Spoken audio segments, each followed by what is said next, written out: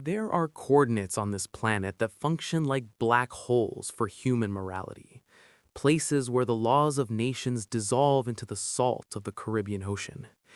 18 degrees north, 64 degrees west. To the unsuspecting tourist, Little St. James looks like a paradise, a lush 70-acre sanctuary surrounded by turquoise water and white sand. But to the global elite, it was something else entirely. It was a territory of absolute immunity, a sovereign state within a state. For over 20 years, this island operated in total darkness. No oversight, no witnesses, no records. But how does a private citizen transform a desolate rock into a high-tech fortress?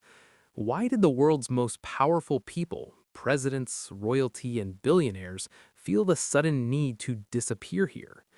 We begin not with the man. We begin with the land itself, a place where the architecture was specifically engineered to hide secrets that could topple global empires. The world was told this was a place of leisure, a luxury retreat for the brilliant and the wealthy. But the local fishermen in the U.S. Virgin Islands knew better. They saw the blacked-out helicopters. They saw the unmarked boats that arrived under the cover of the new moon. They heard the sounds that didn't belong in a paradise. This is the first log, a deep dive into the stone and mortar of a nightmare, because the stone remembers what the world is desperately trying to forget. Look at the structures. Every building on this island tells a story of intentional isolation. The centerpiece, the temple, a bizarre neoclassical structure with blue and white stripes standing on the edge of the cliffs. From a distance, it looks like an eccentric piece of art, a folly. But get closer. Architects who have analyzed the rare drone footage noted something chilling. The temple has no windows. None. Why would a building in one of the most beautiful locations on Earth be designed to block out the view? The massive brass doors were not built for a place of worship. Contractors who worked on the site reported that the hinges were reinforced from the outside. Think about that for a moment. You don't lock a god inside a temple. You lock a victim inside a cage. But it wasn't just a temple. The entire island was a technological fortress. By 2010, the landscape was fitted with industrial-grade satellite arrays and massive solar fields. It was completely off the grid. It had its own power, its own communications, its own rules. Every camera lens hidden in the trees, every microphone embedded in the walls. It was all part of a massive data harvesting machine. On Little St. James, privacy was a lie told to the guests to ensure their permanent silence. But the surface is just a mask. The true purpose of Little St. James lies beneath the limestone. Local workers in the nearby Virgin Islands reported massive excavators working in the dead of night for years. They weren't building basements for wine cellars. They were carving out a labyrinth. Construction blueprints that were never meant to see the light of day mention industrial-sized walk-in freezers and reinforced concrete bunkers located 30 feet below sea level. Ask yourself, why does a private vacation home need a morgue-grade cooling system? Why was the seismic activity on the island so high during the construction of the main villa? There is a theory that these tunnels connect the temple directly to the shoreline, a ghost network that allowed cargo to be moved from boats directly into the subterranean levels without ever being seen by a human eye. A subterranean void where the screams are muffled by 10 feet of solid rock, where the ocean tide washes away the evidence twice a day. We are not talking about a resort anymore. We are talking about a machine designed for the systematic extraction of human dignity. Every guest was a target. Every arrival was a transaction.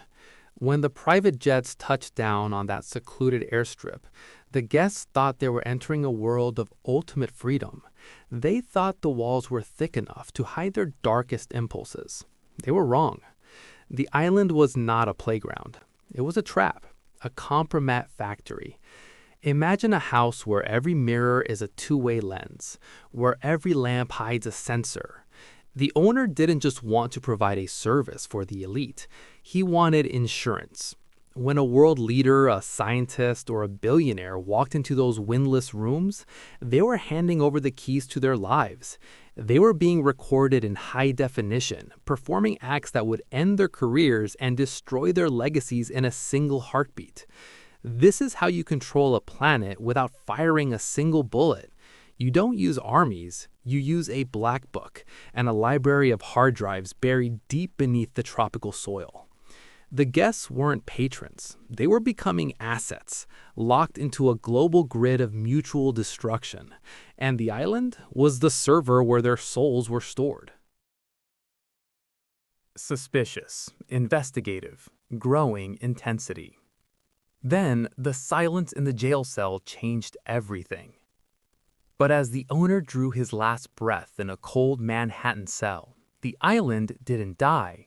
It woke up. Witnesses reported something strange in the weeks following the arrest. Unmarked boats, helicopters moving in the dead of night while the world's media was distracted. The temple, the building that had stood for years with its haunting blue and white stripes, was suddenly surrounded by workers.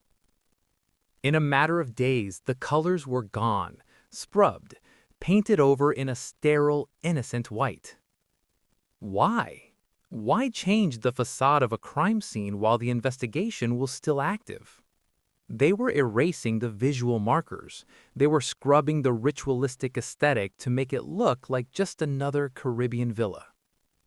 But the cleanup wasn't just paint. Massive crates were moved from the underground bunkers to the docks. Hard drives, ledgers, the evidence of 20 years of global blackmail, vanishing into the mist before the authorities could secure the perimeter. They weren't just cleaning a house, they were burning the receipts of the global elite. Today, Little St. James sits empty, a sun-bleached monument to a nightmare we are told is over. The boats are gone, the temple is white, the owner is dead. But do not be fooled by the silence. The architecture of evil didn't disappear, it just moved. The technology of control, the methods of blackmail, the secret frequencies of power, they simply migrated to new, even more secluded coordinates.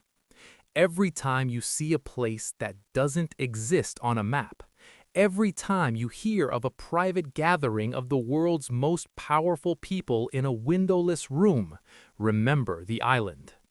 The stone remembers. The ocean carries the echoes of the screams that the wind tried to hide. We are told the case is closed. We are told there is nothing left to see.